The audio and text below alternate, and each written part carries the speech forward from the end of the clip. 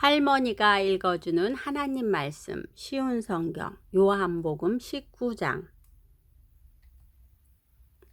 그래서 빌라도가 예수님을 데리고 가서 채찍질 하게 했습니다. 군인들은 가시나무로 왕관을 만들어 예수님의 머리에 씌우고 자줏빛 옷을 입혔습니다.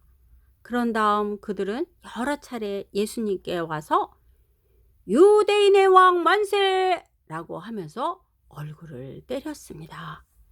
빌라도가 또 다시 관저 밖으로 나와서 사람들에게 말했습니다. 자, 내가 예수를 당신들에게 데리고 나오겠소.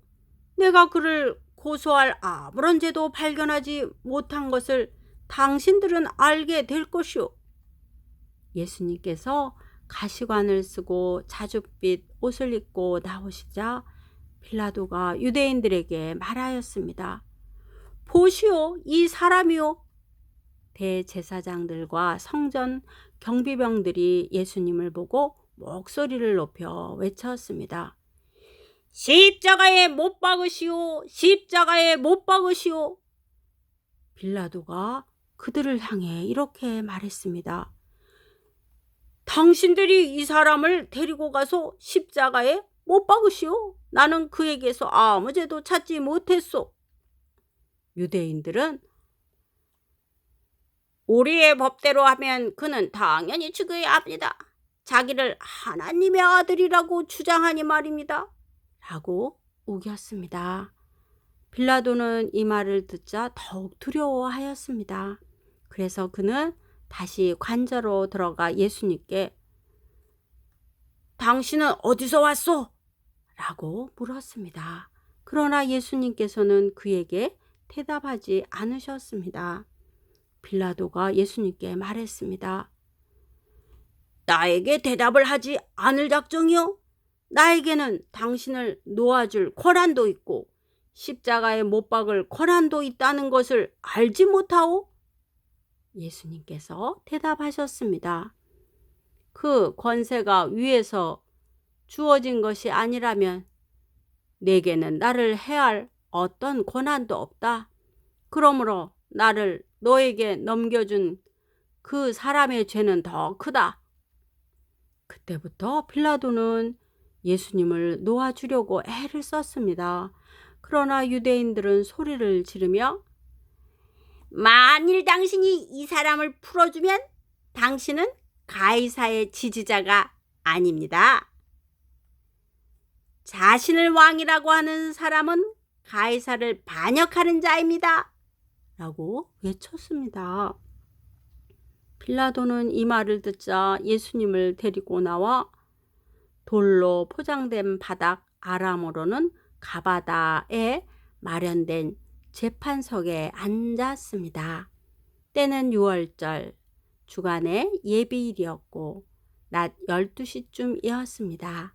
빌라도가 유대인들에게 말했습니다. 보시오, 당신들의 왕이오. 그 사람들은 소리를 질렀습니다. 없애버려라! 없애버려라! 그를 십자가에 못 박아라! 빌라도가 그들에게 물었습니다. 당신들의 왕을 나더러 십자가에 못 박으란 말이오? 대제사장들이 대답했습니다. 우리에게 가이사 외에는 왕이 없어. 그래서 빌라도는 예수님을 십자가에 못 박도록 그들에게 넘겨주었습니다. 군인들이 예수님을 데리고 갔습니다. 예수님께서 자신이 매달릴 십자가를 직접 지고 해골의 터 아람어로는 골고다라는 곳으로 가셨습니다. 그곳에서 사람들은 예수님을 십자가에 못 박았습니다. 또한 예수님과 함께 다른 두 사람도 예수님을 가운데 두고 양편에 한 사람씩 십자가에 못 박혔습니다.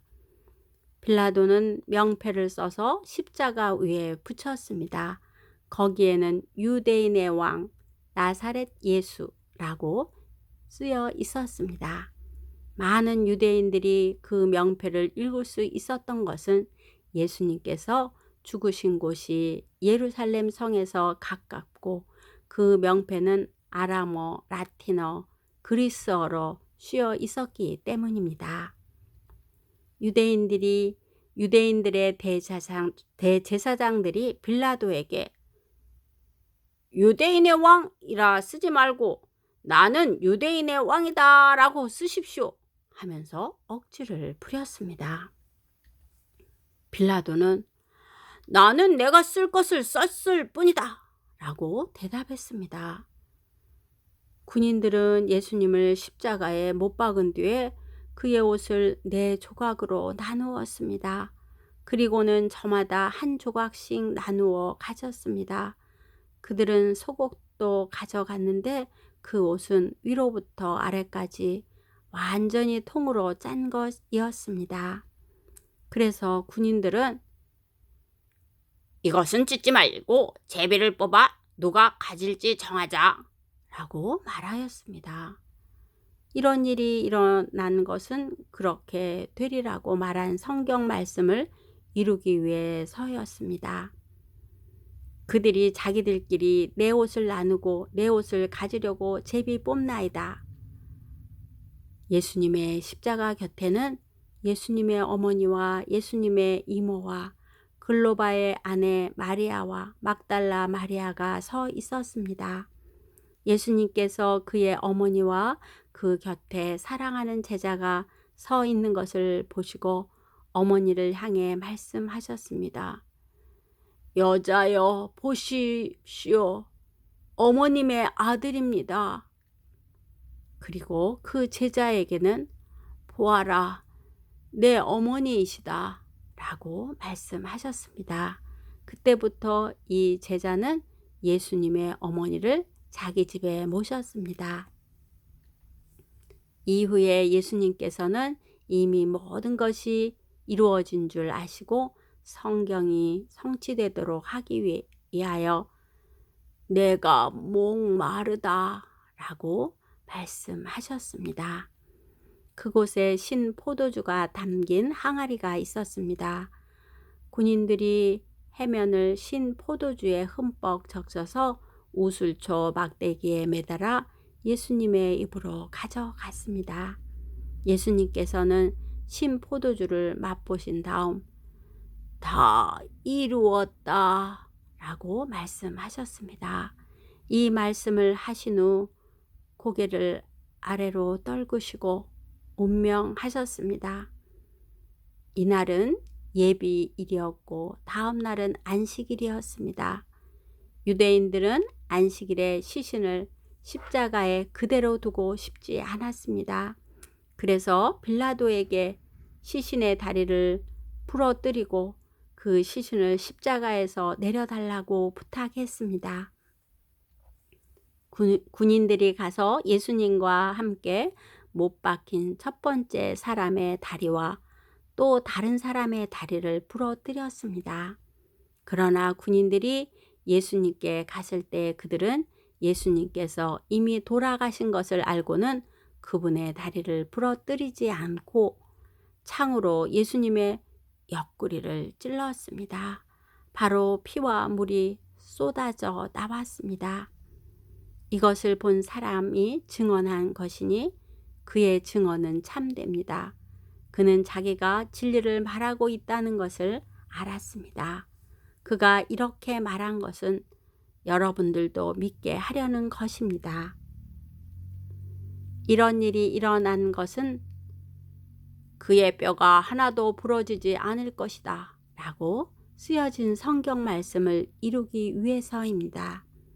또 다른 성경에는 그들은 자기들이 찌른 사람을 볼 것이다 라는 말씀이 있습니다.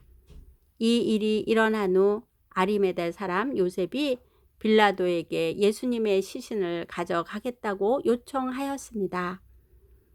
요셉은 예수님의 제자였지만 유대인들이 두려워 그 사실을 감춰왔습니다. 빌라도가 허락하자 요셉이 와서 예수님의 시신을 가져갔습니다. 니고데모도 요셉과 함께 왔습니다. 니고데모는 일찍이 밤에 예수님을 찾아왔던 사람이었습니다. 그는 모략과 알로에를 섞어 만든 향료를 약 33kg 정도 가져왔습니다. 이 두 사람은 유대인들의 장례 풍습에 따라 예수님의 시신을 가져다가 향료와 함께 고운 배로 쌓았습니다. 예수님께서 십자가에 못 박히신 곳에는 동산이 있었습니다. 그 동산에는 아직까지 한 사람도 그 안에 안치한 적이 없는 새 무덤이 있었습니다. 무덤도 가까이 있고 유대인들의 예비이기도 해서 요셉과 니고데모는 예수님의 시신을 그 무덤에 넣어 두었습니다.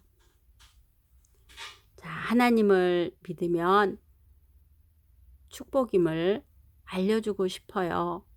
오늘도 하나님의 말씀 잘 읽고 들었죠? 만약에 어린아이가 철로길로 뚜벅뚜벅 걸어가고 있으면, 그리고 기차가 곧 그곳을 지나갈 것을 알고 있다면 어떻게 해야 하나요? 맞아요. 빨리 달려가서 어린아이를 안고 나오든지 알려줘야 해요. 오늘도 말씀 속에서 예수님께서 우리 죄를 위해서 십자가에 돌아가셨다는 사실을 알게 되었어요. 하나님을 모르는 친구에게 죄로 인해 위험에 빠져 있다는 것과 구원을 받을 수 있다는 것을 우리는 알려주어야 한답니다. 계속해서 성경을 읽고 배워서 구원의 길을 친구들에게, 주위에 있는 사람들에게 우리는 알려주어야 할 증인의 삶을 살아야 한답니다. 사랑하고 축복합니다.